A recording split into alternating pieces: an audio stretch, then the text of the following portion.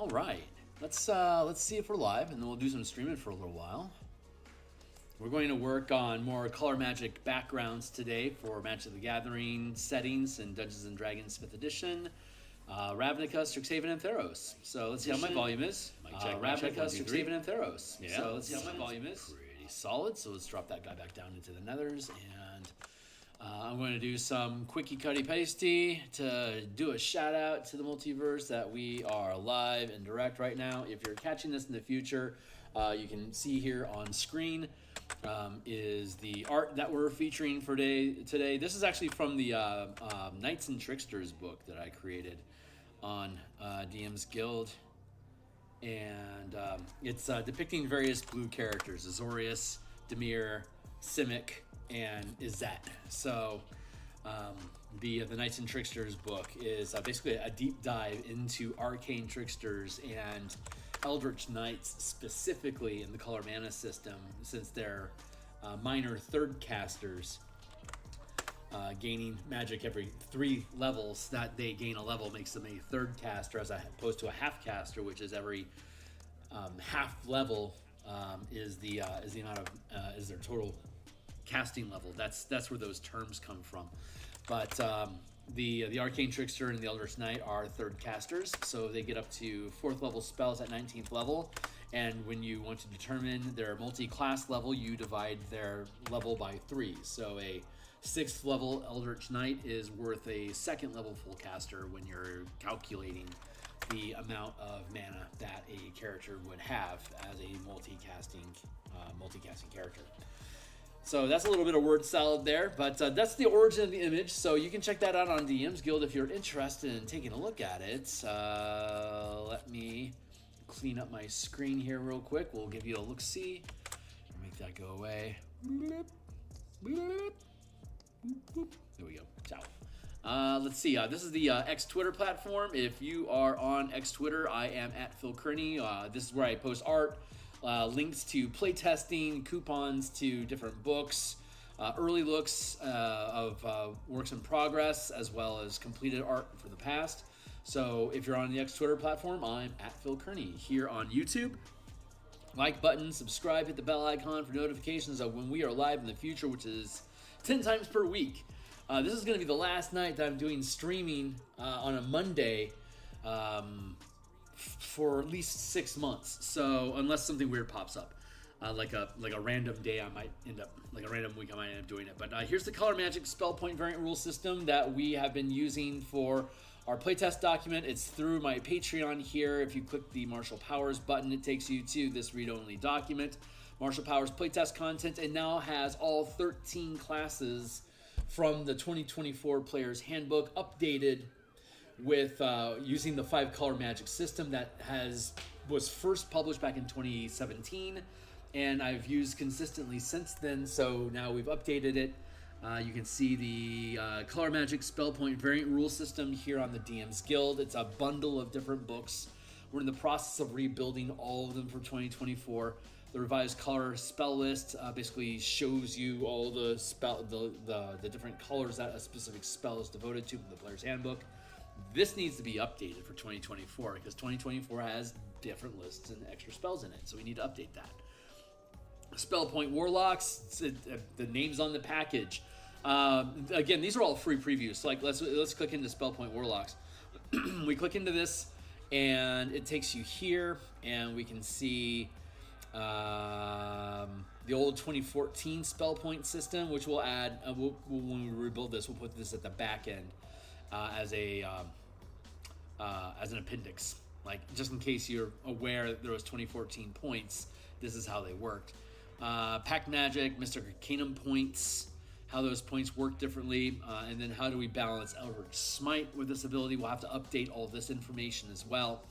And then we have the actual system that we recommend using, which is the Universal Spell Points in High Magic with a 1-to-1 point ratio, and Wish coming in at 10th level as a 10th level epic spell. But spells can be upcast, and it gives you an extra spell slot. There's the complaint in the spell point community of D&D 5e that the spell point options that they give you is only 1, 6, 7th, 8th, and 9th level spell per long rest. and then you have your you have your mana pool to cast 1st through 5th level spells, what we call common magic, as often as you want. But that high magic, you only get 1 per level, even though you can upcast, of course. So this works that way as well, that you get 1 per day, but we give you the 10th level spell slot, which is a 5th spell level that you can gain as high magic, and then we add Epic Wish as basically like a capstone ability on top of what the Warlock already gets, because it's not a great capstone, honestly. So being able to tack on the Epic Wish allows you to permanently burn mana, like you permanently sacrifice your mana to make a wish come true. And that's a conversation between you and the DM to determine what does the character want, what does the DM thinks it's worth to do correctly. If you want to cut corners, you're cutting corners, and we'll leave it up to DM Fiat to see how you get burned for not taking the full price. So it'll be a Warlock deal where this Warlock has built you, that your otherworldly patron, right, has invested power into you for 20 levels of progression. And there at the very end, where you've held the ideals and pushed the agenda of this Warlock for your entire career as an adventurer, now when you hit the pinnacle, you get to make a choice. Like, I am your humble servant. I now refund back to you all of the mana that I've accumulated for you to pour into your cosmic pot of mana to pull from at any time. And in return, I ask that you give unto me this favor. And then you negotiate the wish. So you've got 40 long rest mana for casting the high magic, Arcanum points. And then you've got the short rest pact mana for common magic level 1 to 5. And then again, the Epic Wish can permanently burn mana, which can be both your Mystic Arcanum points as well as your pact mana points. And the more you're willing to sacrifice, the more you're locking in that's going to be exactly the way that you want it to be. So again, that's a conversation with your DM. It's a great way to end a campaign. It's a great way to cap off your campaign. And then we have the color mana system. So the generic universal spell points is just a 1-to-1 ratio. That's the foundation, the base mechanics on which the color mana and elemental magic system sit on top of. You could also do the light and dark side of force if you wanted to. You could have a 3-body problem of body, mind, and soul, or body, mind, and spirit, or however you want to express that. Paper, rock, scissors if you wanted to. Oh, there's the, what was it? The Elementals toy back in the 80s.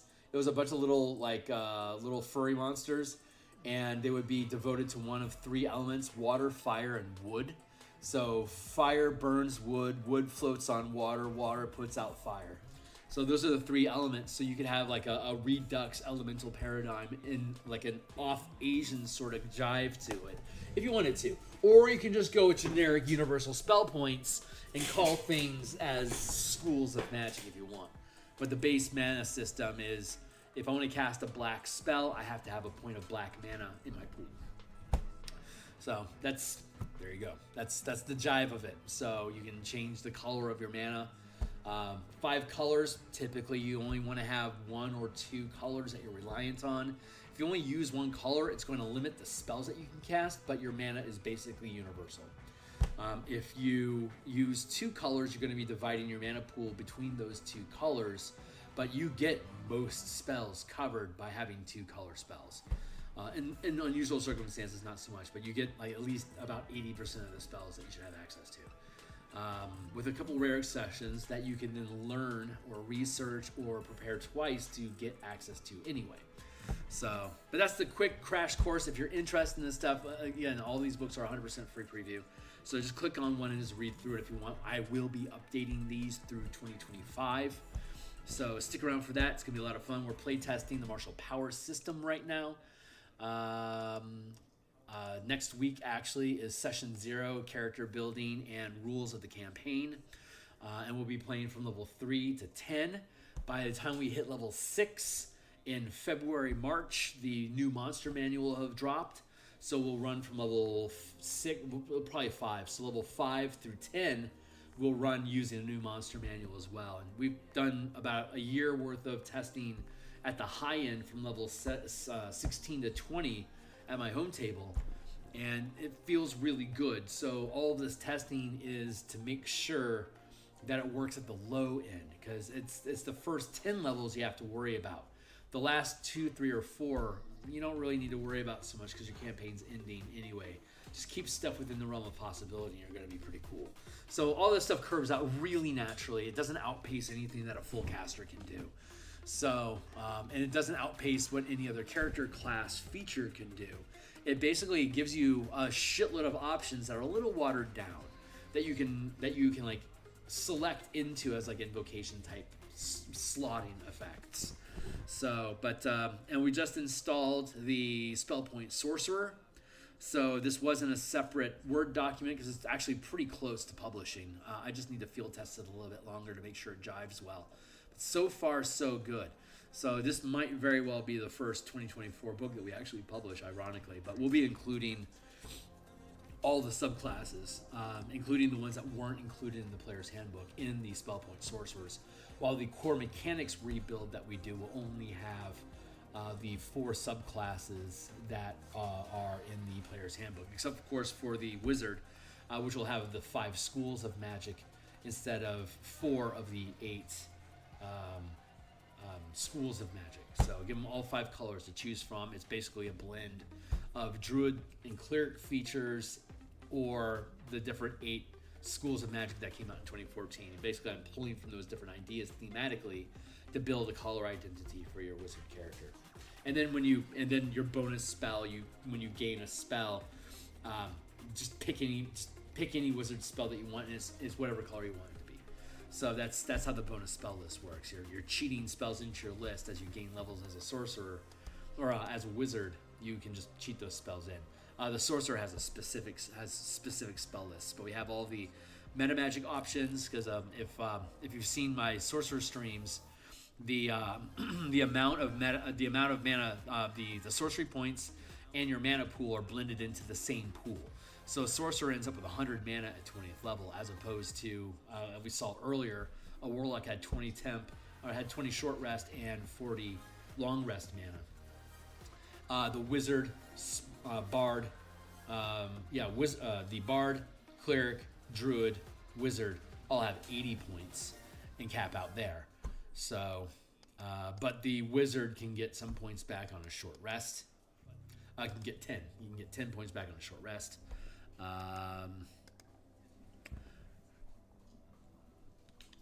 Yeah, there you go. Okay, so the mana system, all your mana is combined. You can prepare meta magic as though they were spells, and there's no limit to how many meta magics you can prepare.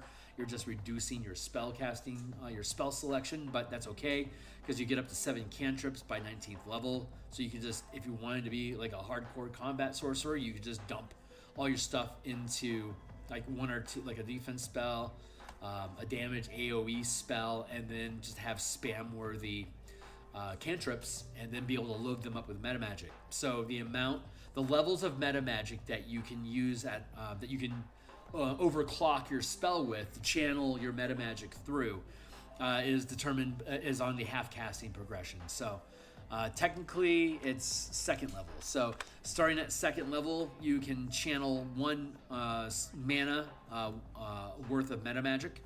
At 5th level, you can channel 2 mana worth of meta magic, and this is on top of the mana that you would spend for the spell. So at 5th level, you can cast 3rd level spells, and you can pump up to 2 meta magic into it for a total of 5 mana spent whenever you cast a spell. Alternatively, if you use a cantrip, you can pump that cantrip up with 2 mana to have, like distance and extra damage, or who knows, whatever it is that you want to do. But yeah, so as your character gains power, you can overclock more and more mana until you get up to 5, and the maximum amount of mana any meta magic requires is only 4. So by the time your character is 13th level, you have access to the full range of meta magic options, and there's 24 meta magic options in total. So if all you wanted to do was stack on meta magic, you can. You can swap 1 spell when you finish a long rest, and you can swap all spells when you finish when you gain a level. This way, you have the feeling of it being something that you've learned instead of prepared.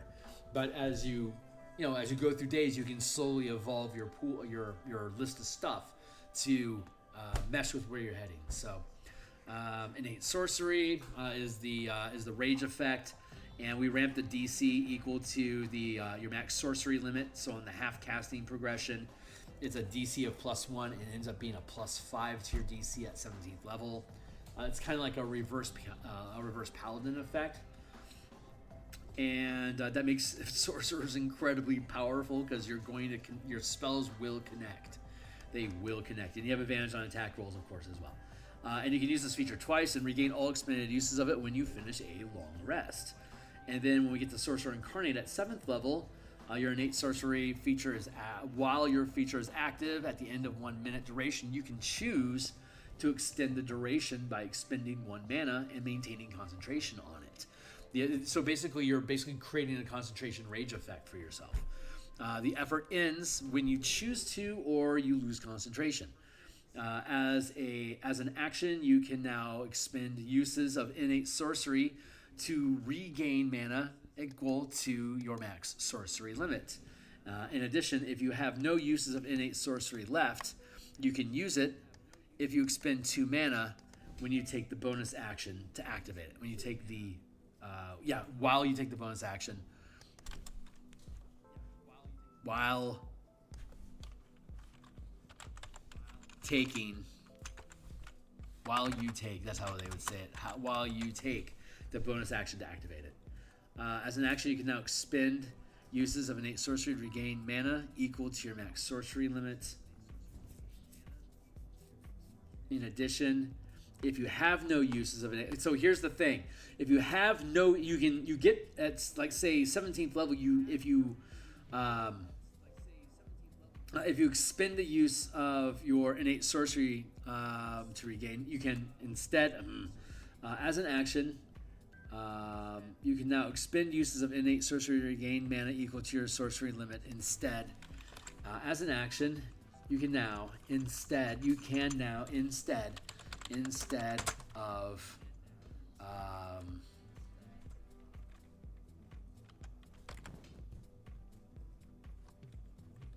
using your innate sorcery feature, you can expend uses of innate sorcery to regain mana equal to your max sorcery limit. You can do that twice.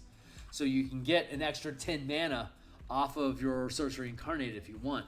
If you did that already, you no longer have any uses of Sorcery Incarnate left. You got 10 mana out of it. That's cool. So now you can spend mana to get innate sorcery active. So it doesn't say you get uses back, because that would create a bag of rats effect where you spend 2 points to get 5 back. That's a perpetual. It's a mana generator. That doesn't work.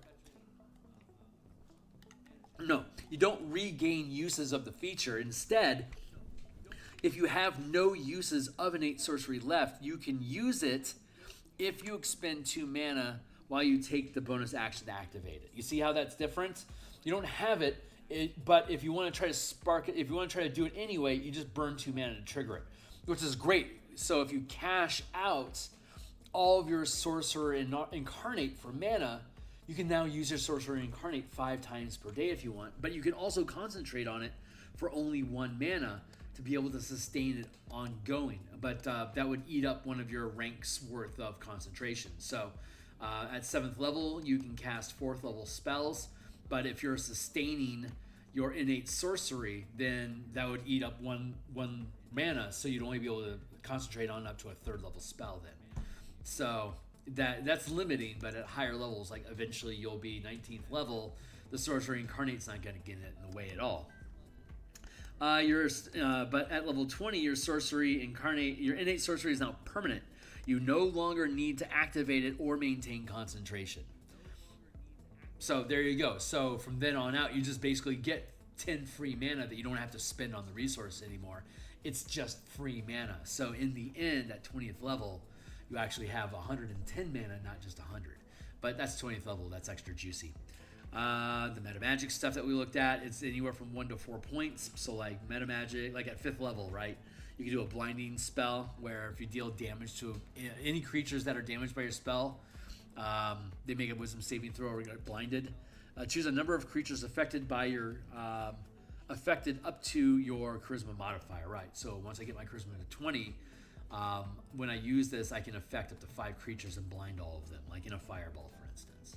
Convincing spell. If when you cast an illusion, saving throws and checks to disbelieve the illusion are rolled at disadvantage. So there you go. The fun thing about illusion over, I think, like illusion and divination magic, I think beyond anything else, is that even if there's a color identity, you can still identify spells being cast. Those are illusions that you're casting. This is a divination that I'm casting. Like these are obvious narrative, like ludonarrative mechanics. Like you know what they are when you see them or when you see them performed or what they're doing. So you can still have effects that modify divination spells or illusion spells while not having schools of magic anymore, because like minor illusion is still an illusion spell even if it's blue magic that's casting it instead of a spell slot or whatever, from the and using the illusion school. You see what I'm saying? Yeah, so if I wanted to, I delayed spell. While you maintain concentration, you can delay the effect. You can use a reaction to finish casting the spell. I fucking love that. The spell is lost if, and you don't have to keep eye contact on where it's cast. So, good stuff. But if we go back down to first level, at 5th level, a 5th level sorcerer can cast a 3rd level spell and use 2 first 1 mana meta magic. Stuff like Careful Spell, which is charisma modifier, ally isn't hurt by the spell, like isn't targeted. Corroding Spell does acid damage, even if it normally wouldn't, or necrotic damage. Distance Spell, you can do touch up to 10 feet away at 5th level by spending 2 meta magic. Or you could do 5 feet as a touch spell for 1 mana, or you could double the range for 1 mana.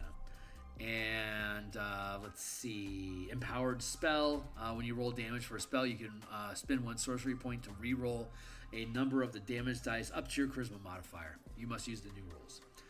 Extended Spell, which is the duration of 1 minute or longer. You can spend 1 sorcery point to double its duration to a maximum of 24 hours. Impending Spell, which is when you cast a spell that deals damage, creatures affected reduce their movement by impeding. Thank you. Impeding movement by half until the start of the next turn. So like I could do something like Distant Spell and Subtle Spell. Subtle Spell is when you cast a spell without somatic verbal bonus, right? So no one can tell you're casting a spell. So you could use 1 point for Subtle Spell, and you could use 1 point for Distant Spell to be able to tag somebody with the spell further away and have absolutely no indication that it was you. Like that's what you could do with 2 mana. Or I could like blind everybody inside of a fireball. And you get up to cooler stuff like a 4th level only has 1, which is maximize damage, which is instead of rolling dice, you just get the maximum amount. And then 3rd has just a couple, which is Terrifying Spell, which is you scare everybody. And then Expanding Spell, which is double the AoE of the spell effect. And then 2nd level has a lot of meta magic, and then 1st level has a lot of meta magic too. So, but we'll be able to add more meta magic as we as the campaign ages. So stay tuned. But I think that's everything I wanted to talk about. Like, you know, just from a talking shop sort of perspective. So definitely check that out. It's super cool. And, you know, if I don't break my own arm patting myself on the back like that. But let's grab this guy and go, let's go down to monsters using power. Sample characters, I need to remove those. The color of mana, Rubble Belt list, playtest document. Alternate subclasses that didn't make it into the player's handbook that we'll put into a separate book. And love all of these. Super fun. So fucking fun. Drake Warden, Horizon Walker. Color mana mechanics. Now we're getting into the, oh, that's right, the characters. We'll get past all the character builds. I wanted to get down into, oh, is it at the top of all that?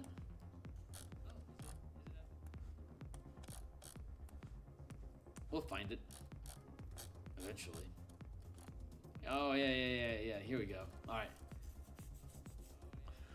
All right, back into the backgrounds.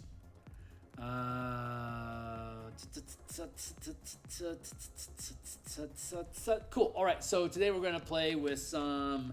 we're going to play with Ravnica.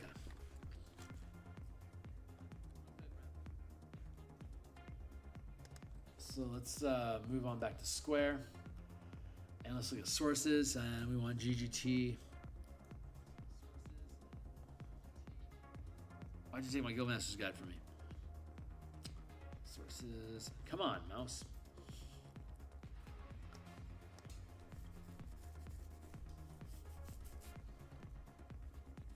I'm expecting in March to be playtesting the Spelljammer Mecha Combat versus Kaiju book.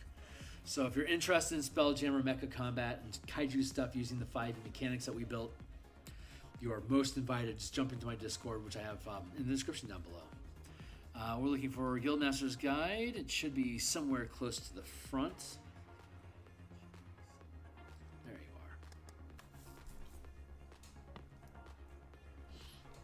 are. All right, so we're looking at perks right now.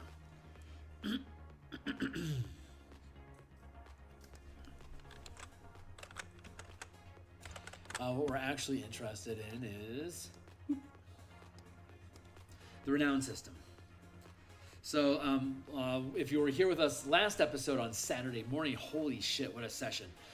We were able to separate the backgrounds of characters into origin feat, tools, skill proficiency, and ability bonuses, right? And you can choose one of which can be the new origin feat, which is high status. You start with 3 renown. Which is something that you, origin feat is, hold on, high status.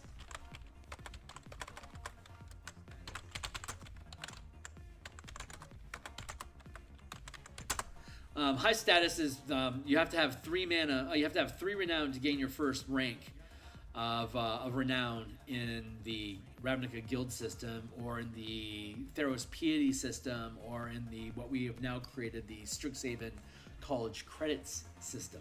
So you have to have 3 college credits to have first rank. You could start your character with 0.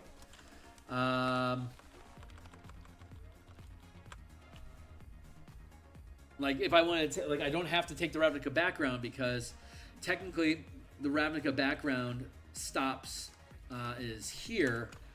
And then you drop down, and if you get renown, once you get 1 point of renown with an organization that'll give it to you, or piety with a god, or a college credit, once you get 1 point, you're in the system, and you can start accumulating renown, piety, and college credits. You can do all 3 of them off the same adventure by completing the same quest if you can appeal to the right people.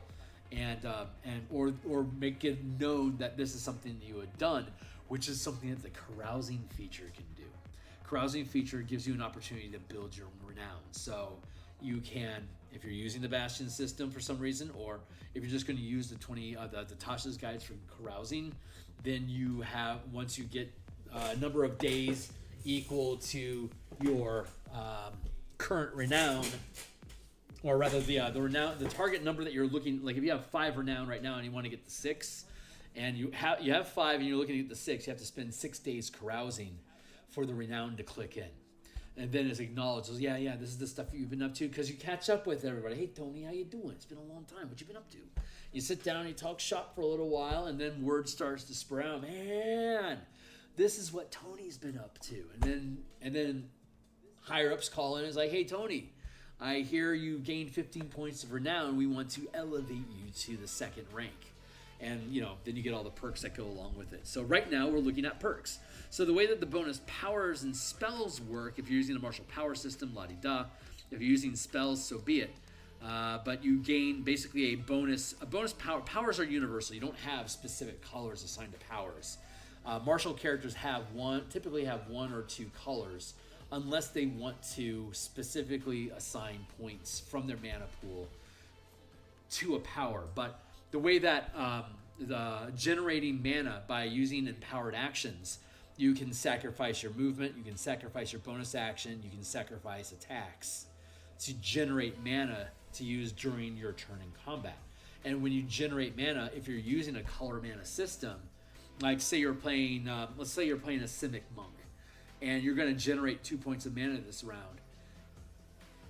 When you generate it, Simic are blue and green, right? So if you had divided your mana pool into blue and green, and then, and like say you're 5th level, so you've got 5 mana on a short rest, right?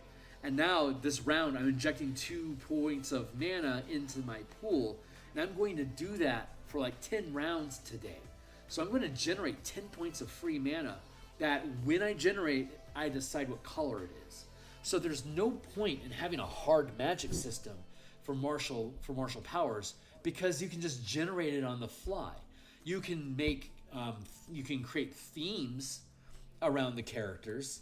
About like, if I'm going to play a Rakdos character, I can arbitrarily decide that like my reactions are red, my maneuvers are black, my sustained effects are black, my exploits are red, and my strikes are a mix of red or black. I'll just decide when I pick it. Or it could be all of your, like every single one of the powers that you have, you can just arbitrarily decide that when you cast it, if you're casting it with black or red energy, as a narrative flavor, which spellcasters can do too, once you figure out what the native color of a spell is. Like if you're using super soft magic, then you've got your mana pool and you just say what color it is when you cast it. And if you're a Rakdos character, you just like red and black a lot, but it doesn't really matter because this is universal points, just like with the martial system here. But you also have spells that are naturally devoted to different colors of magic. So if you're using a hard magic system, then each point of mana is assigned to is devoted to that color. So you have to have that color mana in your pool, at least 1 point to cast it. Fireball, red spell, 3 mana, 1 has to be red. When you run out of red mana, take a rest. Change what color mana it is. If you want more red, add more red in when you take a short rest. But again, the martial characters, they can generate so much mana so quickly for themselves that there's no point in limiting them to a color unless they're also a spellcaster, like the Eldritch Knight and Arcane Trickster are. Then they do need to specifically assign colors to the mana in their mana pool, which is fine because they can use that mana to generate mana to channel martial powers as again, it's a soft magic system, so it's just narrative. You just spend the resource and it's narrative, so it's easy. Hard magic is mechanically significant with deeper narrative as a result of it, but soft magic is just a narrative that doesn't need any explanation other than I spend 3 points of mana and I'm casting a red or blue or white or whatever color I want right now. And if I limit myself to red and black colors, that's on me. You could go that like I am only going to cast spells that are black and red because I'm Rakdos. And so you would pick from your spells ones that are black and red, and if there was like a green spell over there that you really wanted, you would research it so that it becomes green. And or you could prepare it twice. Prepare it once as green, but you can't use it because you don't have green mana. So then you prepare it again. Now say it's a black spell instead.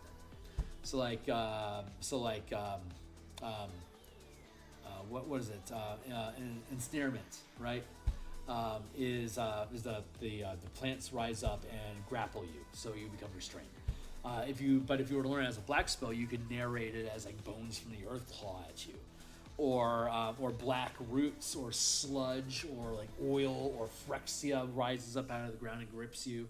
You can change the narrative whatever you want when you change the mana to go along with it. But again, you could just narrate it that way anyway if you wanted to, without assigning specific points to it. Just assigning the points makes it more difficult.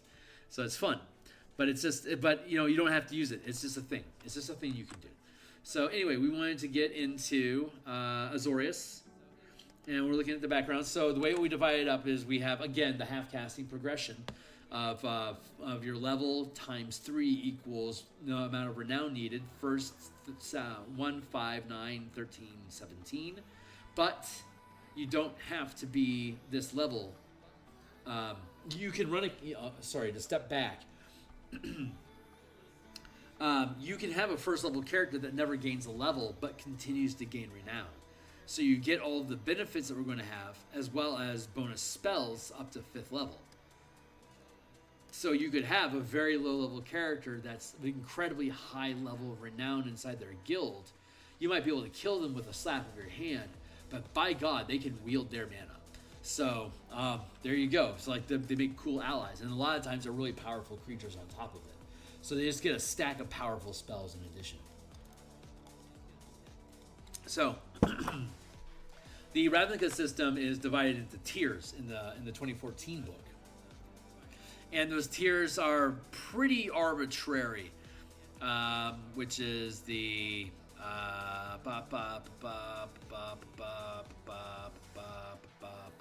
background. Legal authority. Ooh. Okay, so Azorius spells, like I was saying, instead of giving you assigned spells, these are spells that you would get no matter what, right? So, but the way that the bonus spells, so the powers, you get the whole list of powers, doesn't matter. But with spells, you can pick any spell from any spell list up to the first level when you have 3 renown.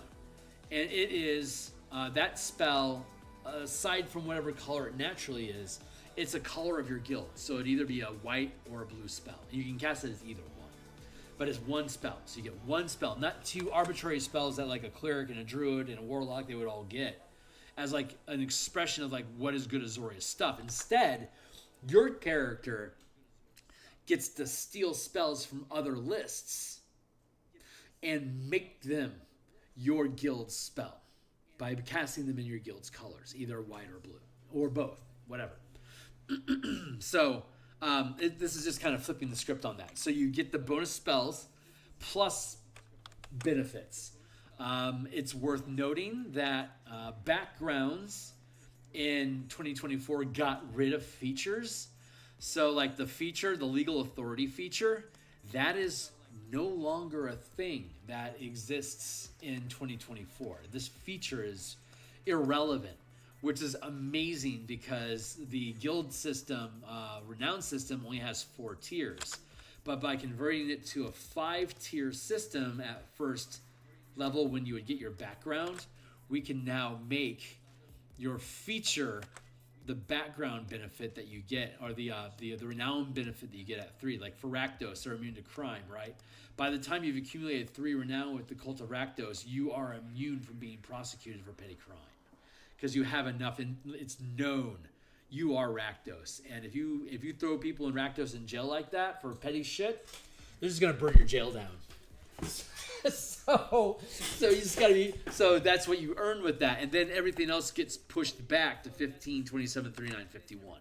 So right now, we're just going through the task of verifying that these things make sense. Legal authority.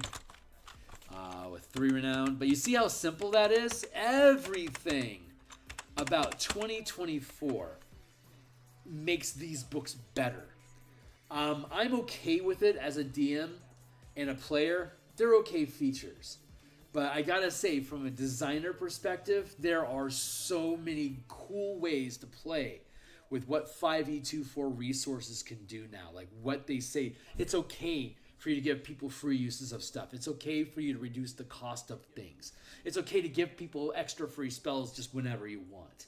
There's so much stuff that you can do that if you translate spell slots into spell points, you can now create a numerical value for all these different things that you can do, and everything just becomes basically becomes a sandbox for you to build things out of mana with. Super fucking cool. So I will be exporting that mana build idea out of the DMs Guild and build it as a separate 5e sort of supplement on ttrpg eventually. So we'll also be publishing our Guilds and Kingdom system for using 5e game mechanics and 5e character adventure mechanics to operate a guild and kingdom as your character's downtime activities, or as like the background for the campaign. And we'll be building that out here on stream as well, and probably kickstart both of these things. So stay tuned for that stuff. It's on the way, and yeah, I'm waiting for a trademark application to be completed for me to start marketing stuff, to start building a brand around that, because this is gonna be cool shit. This is all precursor stuff. Like I'm learning how these ideas work by the way that I bend the 5e game engine around these ideas, and the more I push out of the core 5e mechanics into these tangential mechanics, or these different narratives or scales or scope of usage of these different 5e game engine pieces of subsystems and subsystems. The more we blow those out and explore different spaces, the more I see how they can be reconstructed into different types of games. So it's like based off of OGL-SRD sort of ideas, but it approaches challenges and problem solving in incredibly different ways. So, which I've talked about before on stream. If you check out my Spelljammer Everon campaign, that's the playtest that we're doing with it, and boy, that's kicking ass. So, sorry, bunch of stuff. Back on track. Let's go. Personality traits. Fuck off. Whatever. Flaws. Blah blah blah. Flawless contacts. As a sprawling bureaucracy, and people in a variety of positions throughout the guild can pull strings to make things happen because of the guild role in making and enforcing laws in the entire city. Your place in Azorius can easily bring you into contact with members. Is there contacts for everyone, or is that just an Azorius perk specifically?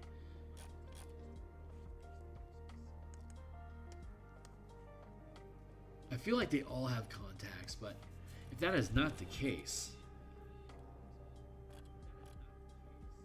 yeah, contacts. Everyone gets contacts. It's the secret. It's the moment that everything happens. Contact. Let's make contact. Contact. How do you fit in? Do you fit in? Aren't you a unique flower? Should you fit in?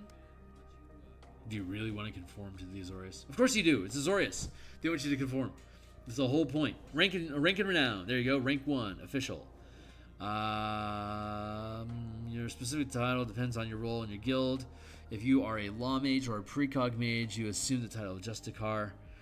If you are an arrestor, you become an officer. As an Azorius official, you can call on recruits to perform mundane tasks and errands for you, but they will not accompany you into dangerous circumstances. LeFou, I'm afraid I've been thinking. Yeah.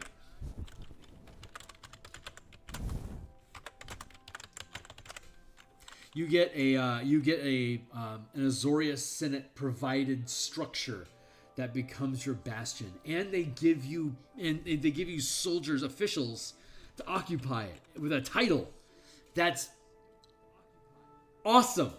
So by the time, okay, again, 15 renown. You could be first level and have 15 renown, or you could just be pacing along with adventures and stuff and have 15 renown by 5th level when Bastion clicks into effect. Isn't this shit awesome? Hey, what's up, Zona? Confirmation bias. Damn straight, man. I'm as excited about this as I am about the college credits for Strixhaven. Did you see that Saturday stream? I don't remember if you were around. There was a couple people around. I don't remember who was around or not. I'm sorry. But we figured out how to, like, you've got Piety in Theros and you got Renown in Ravnica, but Strixhaven didn't have anything like that. So we decoupled the spell casting and the familiar feats from the Strixhaven backgrounds so that they have the backgrounds are conforming with what everyone else's should be. But we added on the credit system. So credits is renown. So as your character goes through the campaign, taking tests, attending classes, going on field trips, and performing missions, you gain college credits. And as you gain college credits, you could rank your character up. Like in a jilted campaign like this, you could actually start your character at first level with 3 credits. And then once they accumulate 15 credits, they become 5th level. And once they gain 27 credits, they become 9th level. It'd be huge power spikes. But there would only effectively be 5 levels of adventuring for an entire campaign, taking you from 1 to 17. I think there's potential there. But yeah, that was one. And so they all have the same benefits. And again, bonus power spell, you take any spell from the game of first level and you make it a lore hold spell, so you can cast it with white or red mana, regardless of what it's natural, what it's naturally devoted to, or what spell list it was on. So like if you want to have a bunch of Prismari taking Fine Steed from the Paladin, so be it. Maybe there's a bunch of Paladins that just happen to be in Prismari. That kind of shapes the language there a little bit. Anyway, I was really excited to discover that, and it was a very simple template. And of course, for Theros, we'll build out the piety system, so we want to make sure that we have the same progression of piety. I think there's unique gains, but I'm not positive. But there are no backgrounds in Theros, so you could have piety in Theros while being a student in Strixhaven. Like if you're a priest of Heliod that works in white, maybe you would go to Silverquill or Lorehold and learn how to control white mana, so you can become a more powerful cleric. Going through the credit system, you might be able to ramp yourself up to high levels really fast. So you could explain in your campaign world, why are there so many fucking high level characters that are running around? It's because they've been in college for a long time, ramping up their abilities. Who knows? I don't know. There's different ideas. Or you could do it that regardless of what your level is, your rank and credits, you can cast the one spell that you learn, even if your character isn't high enough level to cast it. It's like a first level fighter with 51 renown in Silverquill could choose a spell or a power to be able to use mana with. So anyway, that's ideas. We're still fleshing out different ways to manipulate it in different types of campaigns, but that's where we're going. So with the Ravnica is structured so it only has four ranks of renown, but the 2024 Player's Handbook got rid of the background features. So the background feature that you get for Azorius Senate is legal authority, which is I don't remember. Hold on, it's up here. You have the authority to enforce the laws of Ravnica, and that status inspires a certain amount of respect or even fear in the populace. People mind their manners around you. They assume showing your Azorius insignia gets you an audience with anyone you want to talk to, though it might cause more problems than it solves when you're dealing with incorrigible lawbreakers. If you abuse this privilege, though, you can get into serious trouble with your superiors and even be stripped of your position, which means you can lose renown if you cause trouble for your guild, which is also a word of warning if you're performing tasks that are of an enemy color. So in the world of MTG, there's 5 colors, and they're in a circle, right? You have white, blue, black, red, green. Here, for anyone that doesn't know these things already,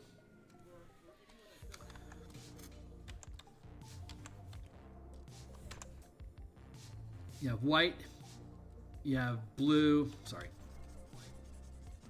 you have blue, you have black, you have red, and you have green. Those are the 5 core colors of Magic that exist inside the game. Here, and here. Being a perfectionist for no reason whatsoever. Anyway, okay, great. So if we're talking about white has 2 allies, which is green and blue. And white has 2 enemies, which are red and black. if your Azorius character, who's devoted to white and blue, now has enemy colors of red and green. White also has red. So if you are Azorius, if you perform missions that advance the cause of red, you can lose renown. If, like, for example, if you do something like with Boros. Boros is white and red. So while advancing the causes of red is bad and you can lose renown, supporting Boros in white energy is good and it builds allies with you.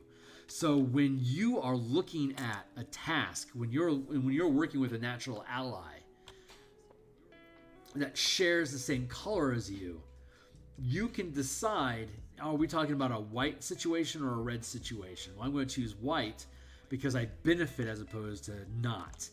But if I am working with with an organization that is nothing but enemies, it's automatically going to register as my enemy color. So these are my enemies, and this is my Azorius's, I guess, mortal enemy. So if I were to work with Rakdos, which is red and which is black and red, neither one of these is allied with Azorius. So it is going to sorry, that's not right. I'm thinking this wrong because blue is okay. Great. So blue, black. I'm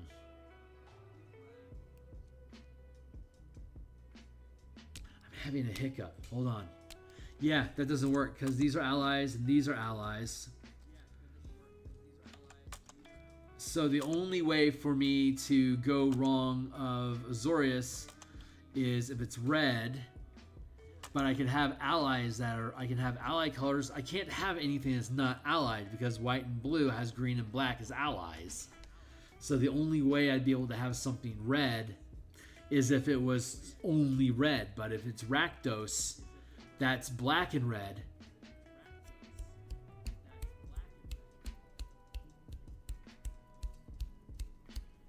In Theros, it's easy because the elder gods have only one color each. So that's really simple. But then the lesser gods and all the guilds and all the colleges are two colors. I guess it would come down to association. If it's a Rakdos only project, Rakdos could say at their leisure whether it's black or red or both, I guess. But they could declare it. But like if Rakdos is working with Gruul, for instance, and Gruul is red and green, it's undeniable that red is being advanced by both Rakdos and Gruul working together. So I guess in the politics of color, the only time that an Azorius guild mage would lose renown is if they were working with an organization that was actively working to advance red, which could be Boros, it could be Izzet, it could be Rakdos, it could be Gruul. Most of those Azorius generally doesn't get along with anyway. Hey, what's up? Tarkir had 2 allies and 1 enemy, then returned to just allied. Oh, interesting. Did it really just return to allied? So it went from wedge to shard? Interesting. Is there no official setting now that has wedges? Man, I did not know that. Really? They redefined its magic system? That seems weird, isn't it? I'm sorry, that just seems controversial to me for some reason. Interesting. In a wedge in a shard circumstance, you would have two enemy colors. So if the task being performed is using an enemy color, it would be an enemy no matter what. Example: Marcus red, white, black turned to just red, black. Huh. Okay. the more we know. Thank you.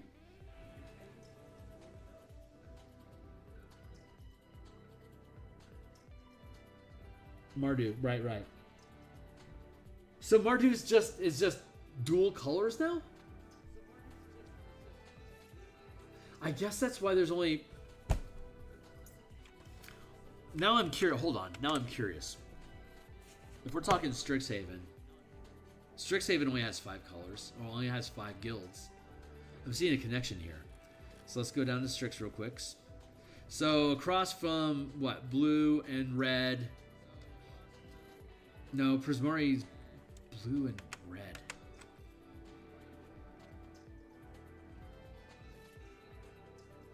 Blue, red, and white would be...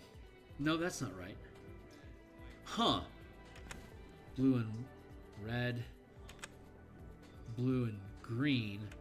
Oh, interesting. So Strix is black and green missing red.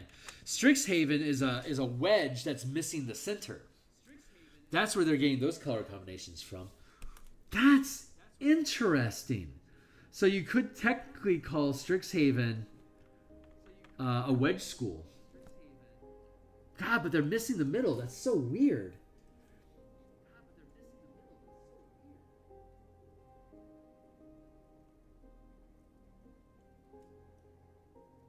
Oh, interesting.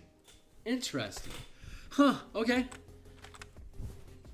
So are all of them so example Marcus red, white, black turns to just red, black. I will take time to look at that. That's really interesting now. I really love how much having a very simple mechanical component really can just build out so many interesting subsystems and like little ludonarrative mechanical things. It's just, I fucking love that. It's so cool. Yeah, legal authority, you have a signet. The official is you get some like D4 mooks, and of course a bastion because we're advancing the rank, the first rank to 5th rank because it just fits. And honestly, getting a title at first level, that seems a little precocious, don't you think? Like gaining that, like in Beckme, you didn't gain like a lord title until 9th level. Like getting an official title was something. But in Oriental Adventures, you could get it as early as 4th level. So that actually jives with where the system is at.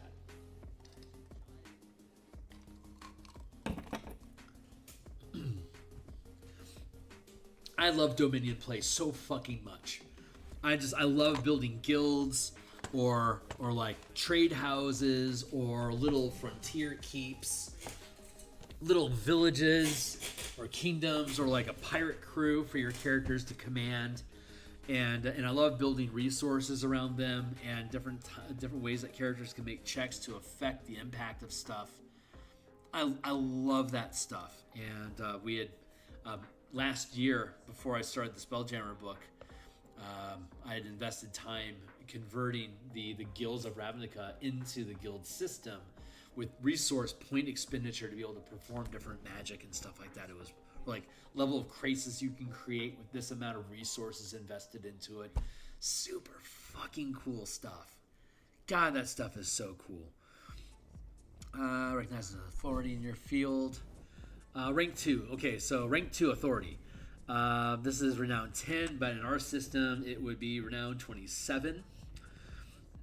So that'd be 9th level, roughly. If you're performing missions as an adventurer on behalf of your guild, you're going to be able to clock in this amount of renown. Like every time you perform a mission, like a new adventure, or like if you have, like this is a really good, even if you keep experience points, you can have renown on a separate track of experience point advancement. In that, like you have milestones for renown, even if you're having like a hard XP counting system, or you can have a timing system like this number of sessions in play that you showed up to, you get in my system, at my home table a lot of times in the past, I'm doing Beckby treasure equals experience points right now. But for a while, I was doing a time system where every time you, every 3 sessions that you show up, you gain a level. If you miss a session, you'll catch up eventually because someone else will drop out and it'll all even out in the end. But it was there to motivate people, and they all stay within a level of each other. But so it worked out pretty well. But they were all really dedicated to show up anyway. But that's a way that you can work with renown. So use experience points to gain levels any way that you want, but the renown system works separately from your experience points. So you could have a separate means of, like, you can call out a mission. I'm going to accomplish this goal, or I'm going to perform this act to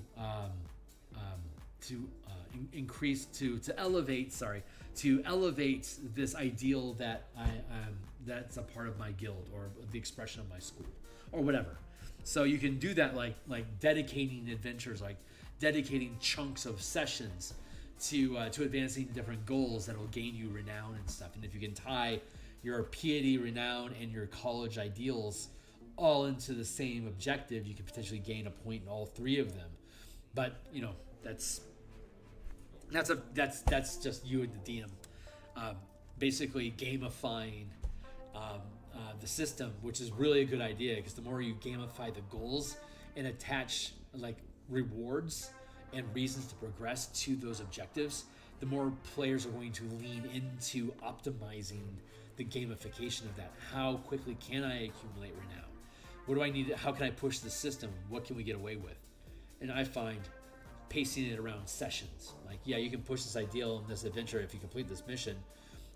It'll still count towards like the next one, and then those will be the 2 points that you need. Like as you gain, like it could be like 1 mission until you gain 2nd rank, and then it's 2 missions at 2nd rank, and then it's 3 missions at 3rd rank to gain a single point. So you can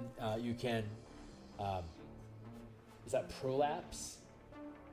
Distort the time to stretch out further and further as you go to be able to accumulate them, to be able to accumulate the points. But these are just ideas. So authority, rank 2. It's 10 mana. What do we get? So again, at the 1st rank, when you become an official, you get your mooks, like your minions, and because of the bastion system, you get a bastion as well. Which basically, that's going to be a through line. Everyone's going to get bastion at the 2nd rank. Like Rakdos will get a circus, or like a bar, something like that. So what does authority do? This is a 9th level. This is now considered basically like a 9th level feature. So let's see if it measures up. Depends on your previous role that you got at 5th level. If you're a Justicar, you can now become a deputy with a specific title, acquittals, indictment, position, arraignment, whatever. Officer becomes an imperator, and then a scribe becomes an emissary. You are recognized as an authority in your field. You gain an Azorius charm, which is a uncommon magic item. 9th level, that's a little low powered. At the start of each mission you undertake on the guild's behalf. Oh, okay, great. So they basically give you a free spell. At the start of any such mission, you can secure the assistance of a squad of D4 arresters plus a law mage. So you can pick up minions and a sidekick. These individuals remain with you until the mission ends. Between adventures, you earn enough money pursuing your duties to support yourself in a comfortable lifestyle. A sidekick and a stack of minions at 9th level is appropriate. In 3rd edition, you didn't get, you couldn't take, the leadership feat, I think, came in at 5th level. Hold on. I want to fact check that real quick. D&D 3E, leadership feat. God, the fucking leadership feat. So cool. We lived on this thing, man. Leadership score. Oh yeah, the character must be at least 6th level. There you go. So we get him at 5th level with the system that we're using now. So that's appropriate for 3rd. I played 3rd edition for from 2000 to 2014. Yeah, 14. Yeah, I spent 14 years in 3rd edition. God damn, what a good time. So we get our law mage soldiers. We now have a sidekick. Cool. So I'm good with that. Authority.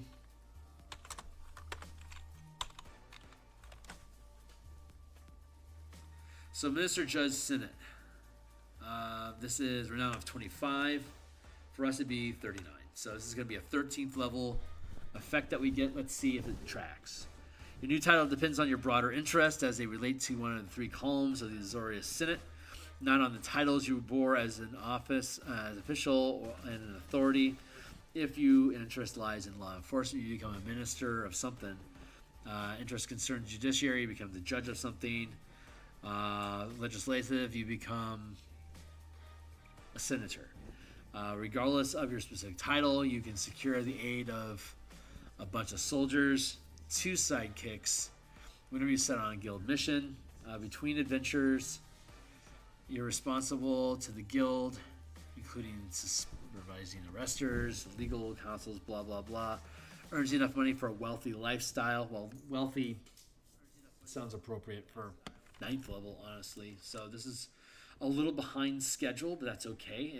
Weaker is better than too strong, honestly. Arbiter, and there you go. Okay, cool. So authority, and that was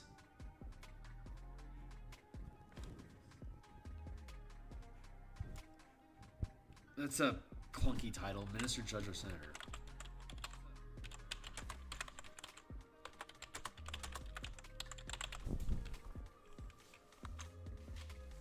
Okay, this is clunky. Arbiter. As an arbiter, or capital, you serve as the head of your column. Only in Asperia, the supreme judge can appoint you to this position, and only if one of the 3 existing arbiters leaves her service. As an arbiter, all the resources of your column are at your disposal, and you have the ear of Asperia. How much? 50 renown, 50 or higher. You also keep the salary you earn as minister, blah, blah, blah. So still wealthy. All the resources of your column are at your disposal, and you have the ear of Asperia as a member of her advisory triumvirate. You also keep the salary earned. That's vague, but that's cool. So it's called what? Arbiter? Cool. Well, that was easy. This is pacing out so far. I at this time, arbiter. At this time, I choose to not make any alterations to these.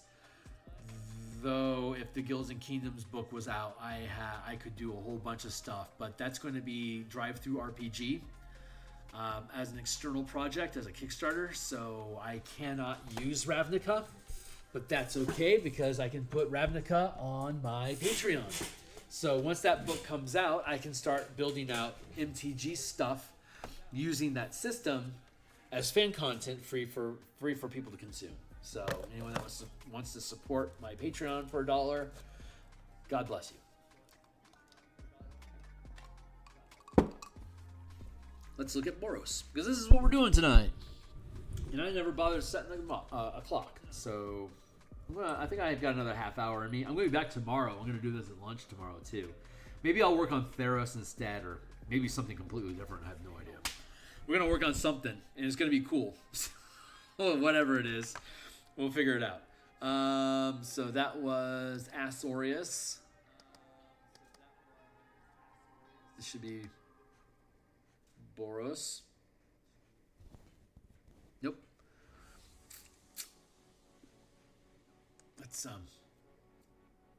reopen that closed tab. Let's just go to the next one.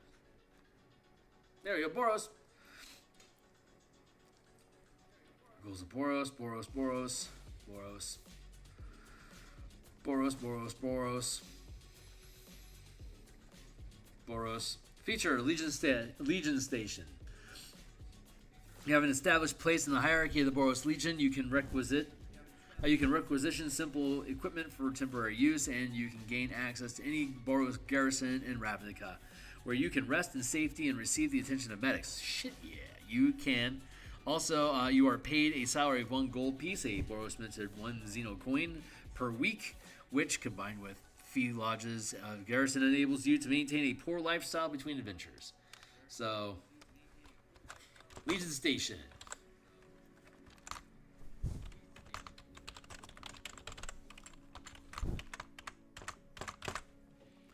That's cool. And again, pick any spell you want of first level, initially at first level and eventually up to 5th level. Any spell that you want from the game, it now becomes a Boros spell that you can cast with white and red magic.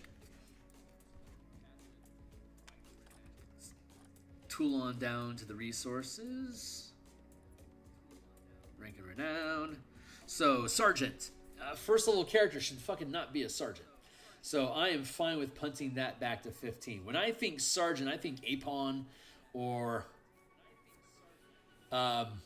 Zim from Starship Troopers. Hard as nails. Definitely not first level. So I'm fine to punting this back. Like the 5th level advancement seems to always freaking make sense. So at this rank, you gain some authority over lower ranking soldiers. When you undertake a mission on the guild's behalf that requires military strength, a squad of D4 soldiers accompanies and assists you for the duration of the mission. Your salary at this point is enough to maintain a modest lifestyle, including private quarters on the garrison. Nope. We're going to go with Sergeant. Okay. Bastion, of course. You now have a Boros stronghold that you oversee with your soldiers. So the garrison is now your garrison. But you can always crash into somebody else's if you need to. Sky Knight or Wojak. This feels like a 9th level feature.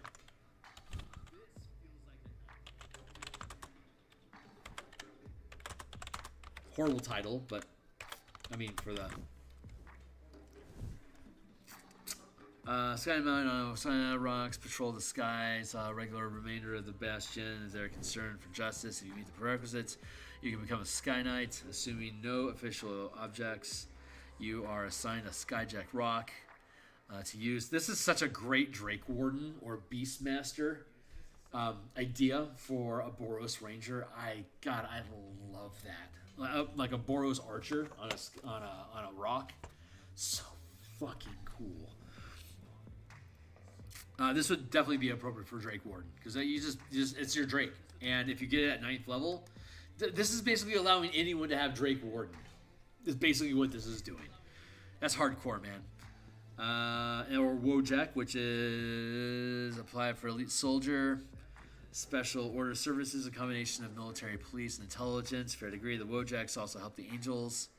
Authority. Wojaks take on tasks of investigating, apprehending, punishing malefactors. You can be both a Sky Knight and a member of the Wojak League, gaining the title of Skyjack. What's up? Yeah, no kidding. It's like a participation. Yeah, no kidding. Holy crap. That's cool, man.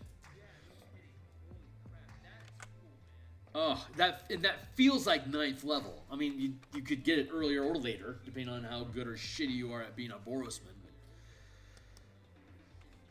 But if you're pacing, that feels appropriate. That feels more appropriate at 9th level than what Authority did.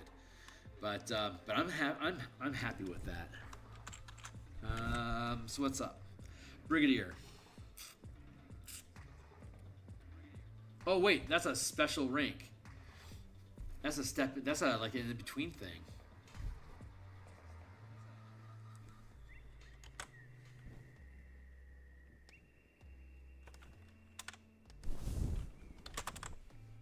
There.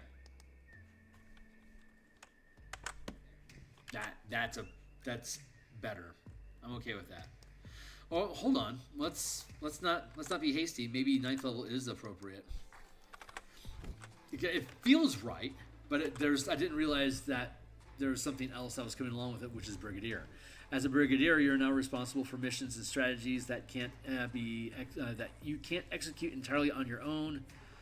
You lead a brigade that consists of 6 squads, each made up of 4 soldiers commanded by a sergeant, using the soldier stat block. Holy shit! This is like that's old. I've forgotten this. This is old 2nd edition style, man. I love it. Sky Knights, which are soldiers mounted on skyjacks. You can assign. This is so fucking fat. This is appropriate. This is appropriate for 9th level. Yeah, this is perfect. Brigadier. Because you become a Skynet and a Wojak as well. So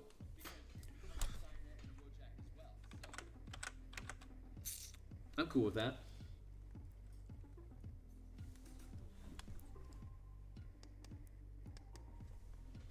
The old first and second edition monster manual would list out like it would be like you encounter 50 to 250 orcs on an overland map. It'd be like an orc tribe that's either squatting in the hex that you're in, or like a war band, like an army on the move against somebody else. Your choice. It can either be like that's how many, like there's 150 orcs in the area in general, or they're all right there, right the fuck now, coming at you, like Fury when they ran across the legion of SS soldiers. So the way that it was structured was like for every 10 orcs, there's a sergeant with 2 hit dice, and for every 50 orcs, there's a lieutenant which has 3 hit dice. And for every 100 orcs, there would be a captain with 5 hit dice. So you'd have this cascading pyramid of higher ranking soldiers in this large base. And this is very reminiscent to that, where you have like for every 4 soldiers, there's a sergeant. And with up to 6 squads of 4 soldiers with a sergeant each, that means that you're going to have up to 6 sergeants underneath you, which can all be mounted and flying. So you've got 24 troops on the ground, 6 rock, basically rangers, Drake Wardens on your back, and then there's you. So, but maybe because of that, that makes sense that Skynet and Wojak actually do come in at this point. I'm okay with that. But I'm also thinking maybe we should push Bastion. I feel like I'm. Technically, that's not a thing. It is a thing. That's definitely a fucking perk. And Brigadier, that's a pretty big bump. Let's go with Bastion. This all makes sense. You should have, and if you're a Skyjack, then you would have a roost. So it'd be like a high elevation place that you're going to fly your bird off of to go engage the world. God, I fucking love that idea. That's so cool. So Brigadier, I'm comfortable with this at this point. This all makes sense. So basically you're creating a fortress and you've got like around 30 dudes with you at this point. Plus the other 4 that you already got from before. No, this is just an advancement of that, not on top of. And you get the Boros charm. Sunhome Guard. Members of the Sunhome Guard are responsible for the defense of Sunhome, the Boros Guild Hall, and the 10th District. Only those who have proven themselves in combat and selected to join the force, if you are accepted into the Sunhome Guard, your mission will be primary. I don't remember seeing this. My sense of paranoia is telling me that this was injected later, but maybe I'm wrong. You could end up defending Sunhome from an all-out attack by Gruul or some other enemy force. Neat. I don't think I need to specifically drop that in. Well, it would be in here. Sunhome. Brigadier, Kara, Sunhome Guard. Yeah, tip for that. That's where it's at. Captain. As the captain in Boros Legion, you gain command of a small garrison. Already have one, thanks. And the responsibility for maintaining order and protecting people in part of a city district. You have 4 brigades under your command as described for rank 3. Each brigade has 6 squads of 5 soldiers, including the sergeant, reporting to them. 1 additional squad of 2d4 soldiers in your personal retinue. You regularly receive communication from war leader angels who coordinate the efforts of the similar garrisons. They keep you informed of the goals and concerns of the Legion's mortal and angelic leaders and can help you address them. You are then responsible for giving orders to your brigadiers, and you must answer to your commanders. I so want to run an XCOM campaign using fucking Boros Legion and Parhelion 2, where you're basically moving from different district to district in the flying citadel. and dispersing your team and other SWAT teams to attack XCOM style, block by block. That sounds like a super fucking cool campaign. I really love that idea. Captain would be where you would start being that kind of a person. And then Commander. As a commander, you assume leadership of one of the many garrisons in the Boris Legion. Common Fortress, Horizon Military, or the Flying Garrison, Parhelion 2. Wink. So as you go through the XCOM campaign, you would eventually ascend to become the commander of Parhelion, which moves from place to place to deploy reinforcements to Boros troops exactly across Ravnica. Thank you. It's basically a 1 mile scale Spelljammer ship. I think no, it's 500. Is it 1 mile or is it 500 feet? Hold on. How big is Parhelion 2?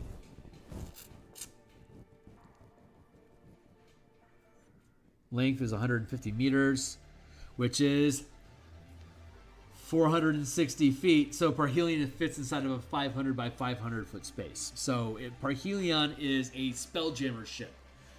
There you go.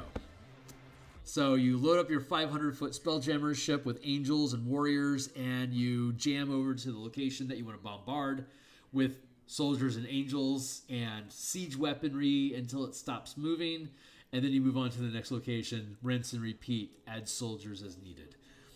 What an awesome Spelljammer campaign Ravnica would be if Ravnica was the system, and each of the worlds had numerous guilds on them. And it would then be an issue of like there could be like hell, like Rakdos Prime would be like, it would just be nothing but Rakdos on that entire planet, and that is, or like maybe it's a moon. Maybe the worms have completely eaten Ravnica and you can't live there anymore, so you have to be in lunar orbits around the planet. And that's the theme of the campaign. So each moon has X amount of guilds on each one of them. And then down on the surface, it's all gruel.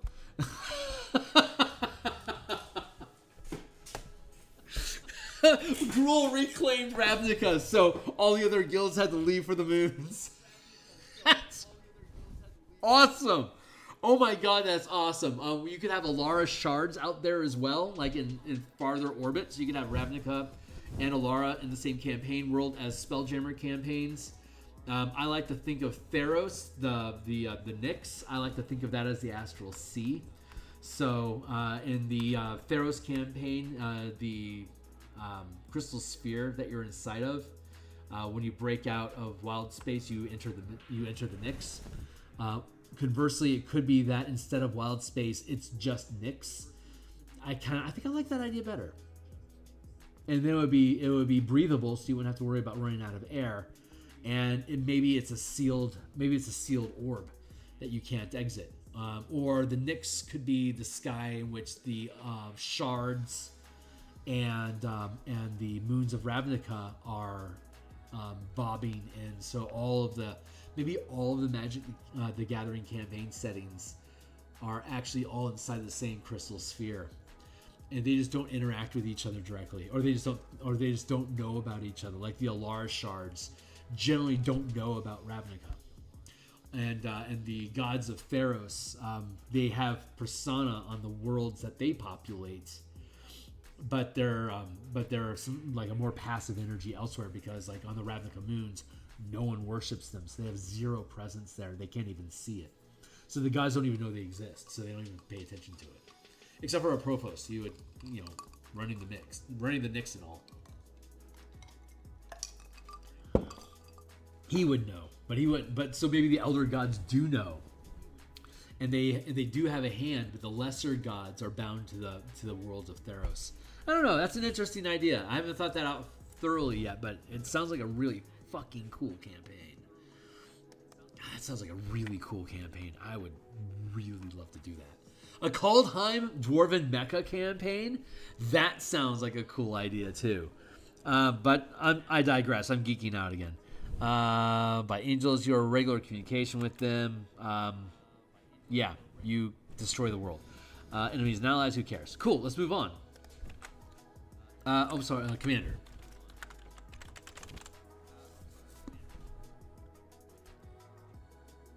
Oh, this is fun. I love doing this stuff, man. It is so cool. I am so blessed to have this as a hobby. False identity. You have more than one identity. The one you wear most of the time makes you appear to be a member of the guild other than House Demir. You have documentation, established acquaintances, blah. Whenever you choose, you can drop this identity and blend into the guildless masses of the city. Consider why you're embedded in the secondary guild. So, false identity. Coincidentally, when you use magic, while in your false identity, your magic looks as though it's the correct guild color, but it's actually an illusion that if somebody looks for it, could potentially pierce it. So it would basically be them trying to do a spot. It would be them trying to do a study, or it'd be a study. It'd be the study action to use intelligence or wisdom, plus like insight, probably, possibly Arcana. But I would say insight would make the most sense to try to pierce your illusion, and then you would use whatever, like stealth if you wanted to, or Arcana if that's what it is, or your spellcasting ability, your ability check. I honestly wouldn't care which it is that you would use. Whichever one you want to is fine with me, because it's this. I'm making a roll and you got to beat it. So that's not how 5e24 works now. Everything's built on attack rolls or saving throws. So that would technically be somebody's trying to pierce your identity. Give me a charisma saving throw, or whatever stat it is that you could BS your way into pulling off.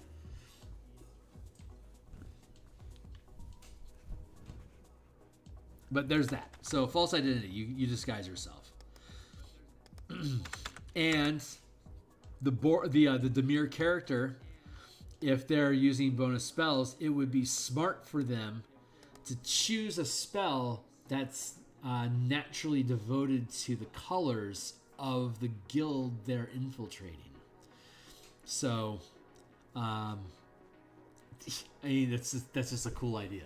So, because again, because the mechanics mean so. If the narrative has mechanical weight, the mechanics lean into the narrative, like just like a little thing like that is just, it immediately seals the flavor into the crunch of it. It makes it it's a better stew, you know.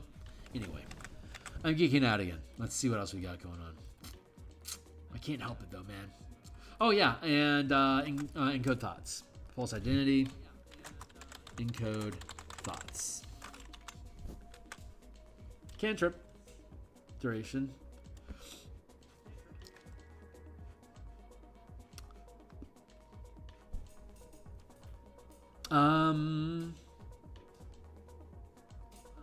Okay, so the rules of Magic of the color mana system, the simple duration.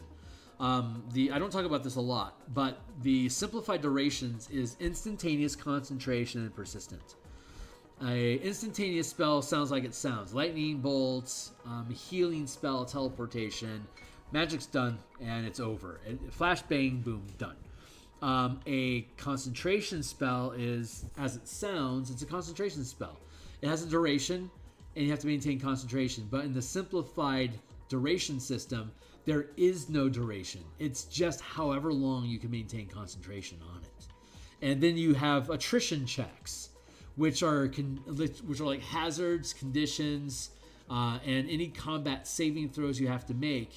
If the result of your saving throw is less than the concentration check DC, then you lose the spell and you have to cast again if you want to continue. If you want it back, you can sustain it for however long you want, whatever. There you go.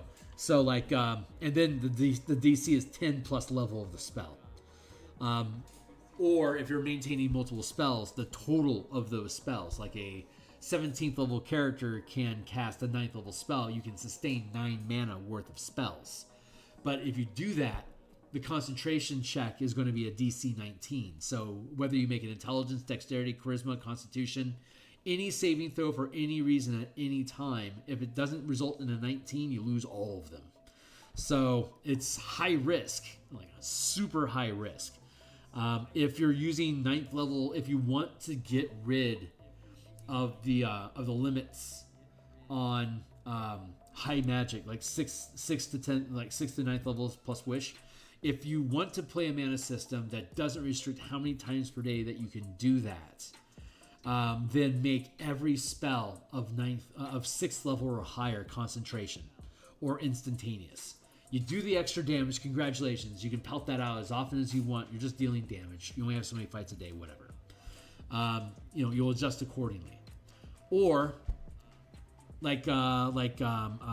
Foresight is a 9th level spell. It lasts 24 hours. It gives you advantage on everything. If you're going to make a D20 test, it's at advantage. If you make that a concentration spell instead, it costs 9 mana to fire that up, and it's the only thing you can maintain concentration on while you do it. Until you get to 19th level, and then you can maintain concentration on one as well. So that makes it very taxing to use, but it's you shouldn't just run around with advantage on absolutely every die roll. There's so many mechanics that go into the game that grant you advantage. Just to say I automatically have advantage on everything all the time for the rest of the day, unless I get hit with a Dispel Magic, and now the DM's a bully because he hit me with Dispel Magic and I lost my advantage toy. It's kind of a bullshit spell, considering how much mechanical weight in the game goes into investing in stuff that gives you advantage. So it kind of trifles it. So by making it a concentration effect, you're committing to, like, the only reason I'm turning this thing on is because I need advantage on these checks. And I don't know how else I can consistently get it. And it's concentration, so it'll last as long as I need it to, as long as I can keep that concentration. But if I roll a 19, if I low blow a 19, I will lose concentration on that spell and it's gone. If you think that it's fair for your character to have advantage all day, then go ahead and just leave it persistent, and it lasts 24 hours. And that's what persistent spells do. They last. If they last longer than an hour, they're persistent, which means they may as well last all day. So they'll last until you finish a long rest. And then when you wake up from the long rest, instead of getting your mana back, you can choose to continue leaving it invested in those things that are persistent so that they always stay in effect. You're just leaving them burned on your character sheet, like just permanently marked down, sustaining water breathing with this mana, just basically keep it siphoned there, or basically like siloed to maintaining water breathing. The only time you have to worry about it is if somebody hits you with a Dispel Magic and you got a bully DM that's doing it to you. So anyway, that's the idea there. So the whole point of this is that Encode Thoughts lasts 8 hours, which with the simplified duration system, that means that Encode Thoughts lasts for however long I'm willing to maintain it, but it's a cantrip. So cantrips don't require mana, but I can sustain a cantrip permanently as a persistent effect if I'm willing to spend a point on it as though it were a first level spell. So you could have, in this case, like say a Dimir Sorcerer with 100 mana, I could have 100 memories on storage with me. If I'm willing to invest my entire mana pool to retain these thoughts and these ideas that I'm pulling from people's heads, that would be a very interesting, not necessarily an interesting character, unless you were doing something really interesting, like making a game out of your mana is now memories. And for you to get your mana back, you have to siphon memories off of people. And then whenever you cast your spell, the memory that you're burning has to feel like or be related to the spell that you're casting somehow. That would be a really fun narrative mechanic that you could build out of that. By converting your mana into memories and now using the memories to disperse your spells. That would be that could be like a dream witch, or like a night hag, for instance, would work really great inside of that space. So you can make it like a 5e game like that, using that narrative around what your mana is like, how it's being used, where it's coming from. And you could drop it inside of a mana active game like the color magic system. It's like, oh yeah, that's just going to be blue and black. That's so obviously blue and black magic. Maybe with a spritz of green for the sleepiness. But yeah, that's like a really cool, like Eldraine. That'd be a really cool Eldraine sort of campaign, like with in the Feywild. What a fucking cool idea. That's a really cool idea. Oh man, I like that. I like that a lot. Let's see. So we'll finish Dimir and then I'll be done for the night, and we'll come back and we'll play some more with something else. We'll just keep going through these things until they're done. This doesn't really affect the playtest campaign because we're not accumulating renown during the playtest. Rank and renown. Independent agent. As an independent agent, you have considered latitude in the way and choose to implement your mission goals. You acquire a Spy's Murmur, a magical device that allows you to communicate telepathically with other Dimir agents who wear similar items. If this item is lost or destroyed, it's up to you to secure a replacement. An item like this, I would say you have to have. It would be simple magic. It would take 2 points, 1 blue, 1 black. And so the way that simple magic works is that it's like a ritual spell, but instead of having a fixed duration and then you have to cast a ritual again, instead you cast the spell at the level that it's cast with your mana, but the mana isn't spent, it's just tapped. So while like Tensor's Floating Disc is a first level ritual spell, if you and it lasts like I think an hour. So, but instead you could just tap a point of mana, cast Tensor's Floating Disc, and as long as you don't lose concentration with a DC 11, the disc stays in place. If you get hit, you lose concentration, shit. Do it again. If you want to cast it as a ritual and take the time and just set it, that's fine. You can do that because rituals are simple magic. They don't require mana. But yeah, this is just the Spy's Murmur. It's basically a sending stone. Headpiece, dark metal. Creatures wearing other Spy Murmurs that are within a mile of you, you can communicate telepathically with each other. As a bonus action, you can allow the creature to hear everything you hear for 1 hour. You can end this effect as a bonus action, and it ends if you are incapacitated. So what you could do, if you wanted to instead, to add a little depth to it, is it only works while you're maintaining concentration on it. It requires 1 point of blue and 1 point of black. A Dimir character will automatically have at least 2 points of mana at first level. So you'll be able to activate that item on your own. And again, you just, however long you maintain concentration on it, it stays up and running. Or at any time, you could just click it on and it just stays on. There you go. But once you activate it, you jumpstart it with the mana, you untap the mana, and you don't have, it's basically a guild lock. So like a Simic and a Rakdos character, for example, they could BS it because a Simic could contribute a point of blue and Rakdos could contribute a point of black, and by that way, the two of you together could trigger the Murmur to activate. But you basically both have your ear up against the speaker, listening together. But I mean, but you can do that. So it's another fun little narrative piece that you can throw together there, just like a little, it's a little bit. But being an independent agent doesn't sound like a first level thing. As powerful as your characters are all acting, like you have no actual history. So independent agent feels like the sort of thing that you would gain after investing some serious time in pushing Dimir initiatives, which means that you will have completed 15 tasks that benefited Dimir that were basically handed to you.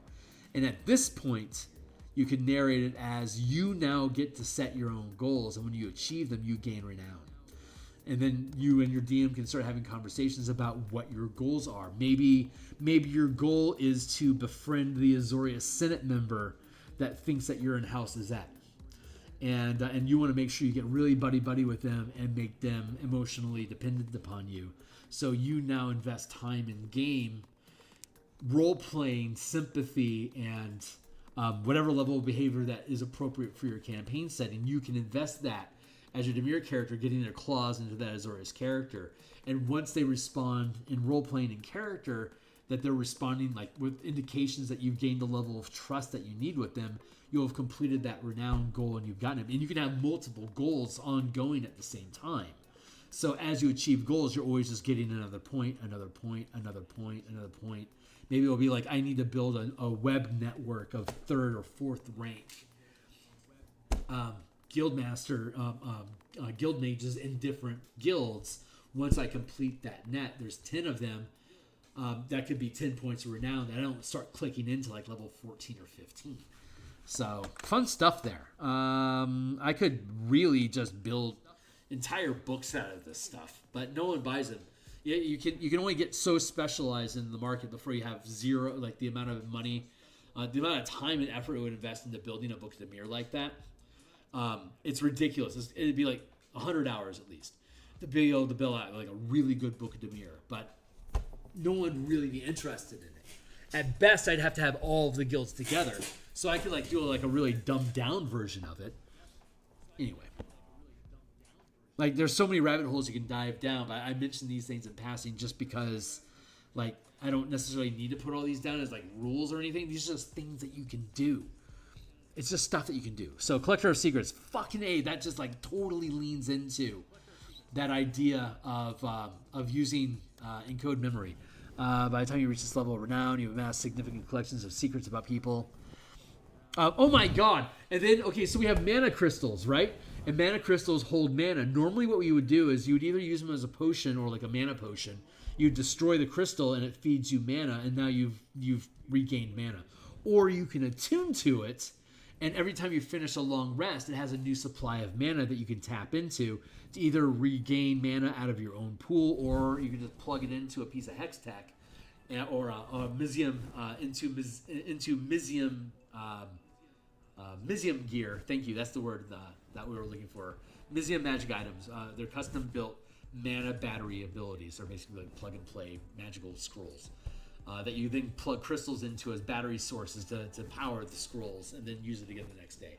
So you either use them as a potion, as a temporary magic item, destroy them, and get the mana right away once, or you attune to them, and every time you finish a long rest, you get the mana back. But these hanes hold anywhere from 2 to 5 mana apiece. 2 to 6 mana apiece, depending on the scale of from common to legendary. So you could, as a common magic item, a Dimir collector of secrets could have shitloads of little mana crystals, and each one of them is worth 1 point of mana. They steal a memory, and instead of gaining a point of mana out of this mana crystal, they instead infuse the mana crystal with that memory, and now it's crystallized. They now have a crystallized memory of whoever it is that they stole it from. That sounds super fucking cool. So by the time you reach this level of renown in House Premier, you're amassing secrets. DM's discretion, you might know or be able to find out a secret about a person or a group that lives in an appropriate neighborhood. I have a resource system for this in the Guilds and Kingdoms book for under just the general task of espionage. Super fucking fun. In addition, you gain a Dimir charm. So basically, amassing a significant collection of secrets. Yeah, that feels a little thin. Bastion's perfect for that. Like, you now have a safe house. You've established you're an independent agent. You have a safe house. That makes so much fucking sense. Keeper of collector of secrets. That's super vague. But it makes me think that whatever your level of renown is the amount of mana crystals you should have stored with memories. Or basically, like, yeah, at 27, like, you have a collection of 27 memories that allow you to, like, maybe, like, give you advantage, or like you can like re-roll something with one of these, or something like that. Like, you can only use them once, and then you have to replace them. But every time you gain a point of renown, you refresh all of them again, for instance. So, like, I would have 27 mana crystals to give me 27 instances of advantage if I'm at my Bastion base where I can be doing research on stuff. This is these would be like espionage points that I would be able to invest in during a heist mission into rerolls. And I could reroll as many times as I needed to be able to stick the landing. Because I've got 27 of them. I'm trying to get through flawless speed run because I'm a fucking Dimir agent. I should be able to Aeon Flux speed run this place. Aeon Flux is so... If you have not seen Aeon Flux, holy fuck. Aeon Flux is so cool. I am now super inspired to go explore Aeon Flux real quick. So give me a second here. We're going to go to my own actual account. And we're going to go to... No, not subscriptions. Not that. Library. Here we go. My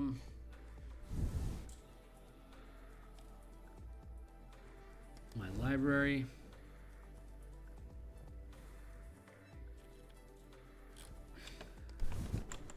Aeon Flux.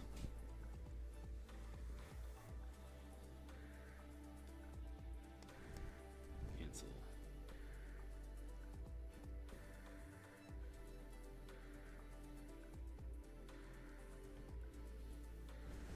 Where's my... God damn it. They changed stuff around. I can't find anything anymore. My two... No, that was music. Why am I in music? Get me the fuck out of here.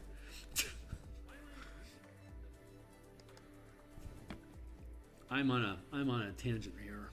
I want to find my library. Your movies and TV. Thank you. Aeon Flux. Thank you.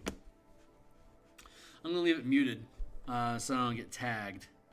But let's see.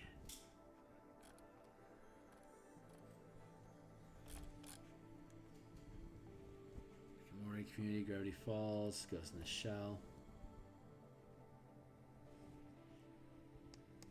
Where are my shorts? There they are. Okay. What's a good one? Let's go with Leisure. Leisure is awesome.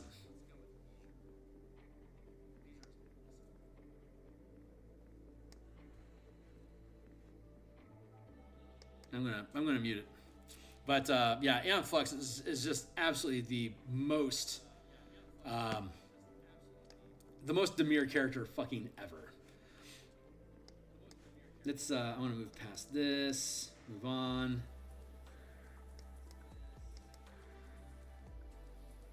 She has a gimp in the locker. There you go. She's got a whole house full of lockers, and there's one of them. Ick. Dimir Training Ground.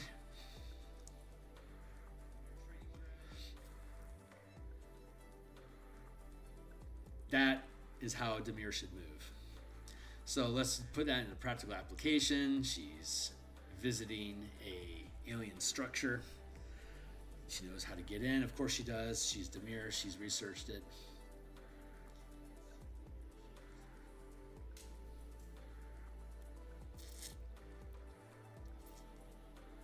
Stuff is so cool. She's just here to steal eggs. So she's stealing eggs. She breaks open an egg. She's Dimir, blue and black. She's curious, so she drops it into the device. Not only is she curious about what it is, she wants to see how easy is it to kill.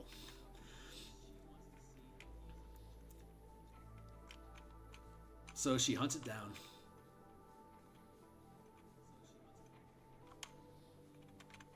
Now she has to get away.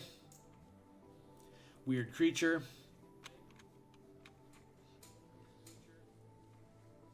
And then we see the culmination.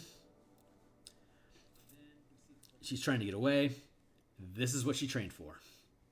She knows exactly what she needs to do to get the fuck out of here because she's a Dimir operative. And this thing completely eats her. That is Simic. Right there. That's the difference between Simic and Dimir. Right there. Holy crap. Hopefully everyone else feels that was worth it, because I love that shit. Aeon Flux is so fucking cool. That's exactly what I think about Dimir. Anyway, so back on task. Collector of Secrets, that's at 10.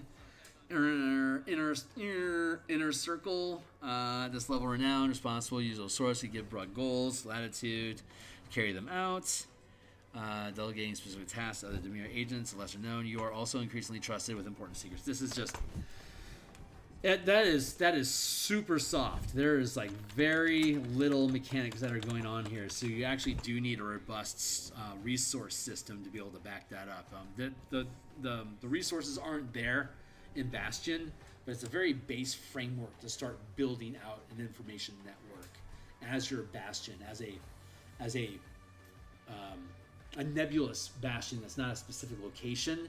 The rooms that you would have would be scattered in different safe houses around Ravnica. So the connection between each of the buildings or the rooms that you have in your Bastion is the connection of people that moves you from one to the other. So at the safe house, this is my smithy. I can build things that I need here for my next mission. I'm going to go across the way to the teleportation circle that we have set up so we can bamf out of here to get to another part of the planet. Blah, blah, blah, blah, blah. That's what you can do with a safe house. But we don't have a robust system in place. Guildmaster's Confident. Guildmaster's Confidant. Is that with an A?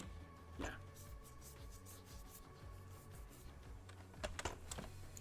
So you're next in line for running the guild when you eventually kill him.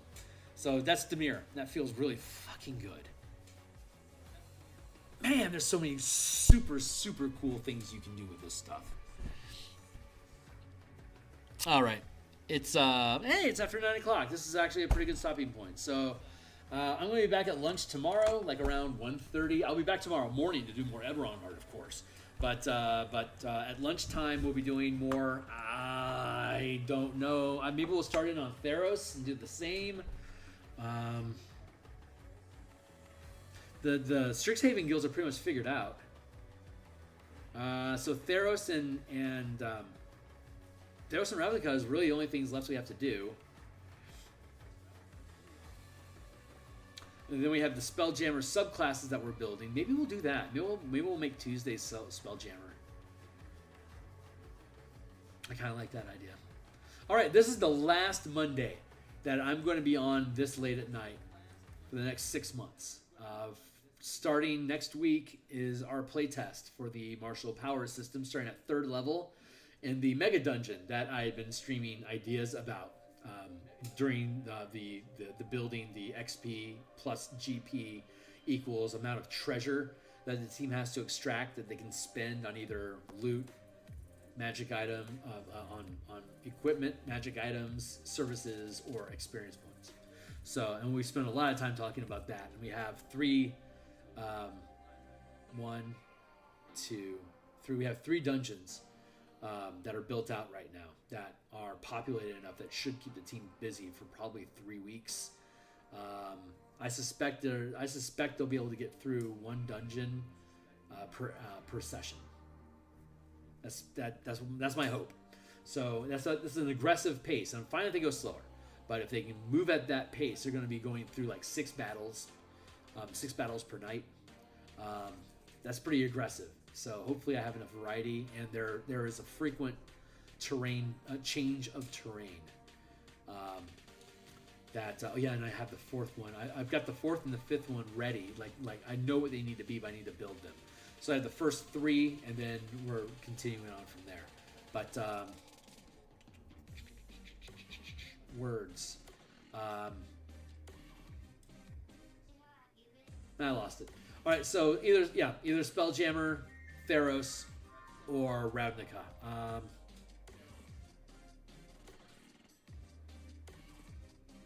That's what I was talking about. Monday night. Yeah, this is my last Monday. So yeah, we'll be doing the playtesting. Anyone's welcome to drop in on that if you want to build characters.